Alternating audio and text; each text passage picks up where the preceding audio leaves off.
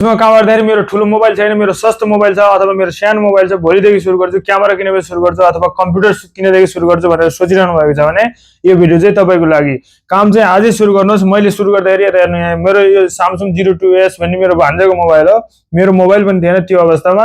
यो मोबाइल चाहिँ लगभग 15-18 हजारको मोबाइल हो। यो मोबाइलले सुरु गरेर मैले फेसबुक अथवा युट्युब दुईटै चीज मैले मोनेटाइज गरे हो। यसले मोनेटाइज गरिसकेपछि त्यसपछि चाहिँ एउटा सानो आइफोन किने। यो Samsung iPhone 12 Samsung लगभग नेपाली 1 लाख को होला। यो आइफोन किने। त्यसपछि यता हेर्नु, यो कम्प्युटर लगभग नेपाली 10 लाख हुन सक्छ। i9 हो, एकदम खतरनाक गेमिङ पीसी वाला, खतरनाक गेम खेल्ने, प्रोग्रामिङ गर्ने खालको, भिडियो एडिटिङ गर्न एकदम सजिलो छ।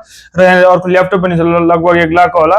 र यो तपाईले देखिरहनु भएको छ, यो मैले खिचिरहेको मोबाइल चाहिँ अहिले Samsung 26 अहिलेको लेटेस्ट भर्जन, नयाँ एकदम। यसको पनि लगभग 1000 GB मेमोरी वाला, लगभग 3 लाख परिसकेको छ। यसरी चाहिँ तपाईले सुरुमा सानोबाट बिस्तारै बिस्तारै बिस्तारै अगाडि बढ्ने हो। तपाईले सुरुमै 5 लाख को कम्प्युटर किनेर अथवा 3 लाख को क्यामेरा किनेर तपाईले सुरु गर्ने हैन। तपाईको सानो 10,000 को मोबाइल छ अथवा 5,000 को मोबाइल छ भने त्यहीबाट तपाईले आज फोटो खिचेर हाल्न सुरु गर्नुहोस्, भिडियो बनाउन सुरु गर्नुहोस्। एकदम ओरिजिनल आवाजमा एकदम ओरिजिनल फोटोहरु, ओरिजिनल भिडियोहरु हाल्न सुरु गर्नुहोस्। बिस्तारै बिस्तारै बिस्तारै बिस्तारै पैसा कमाउँदै गएपछि आफ्नो औकात अनुसार सामान किन्न सक्नुहुन्छ।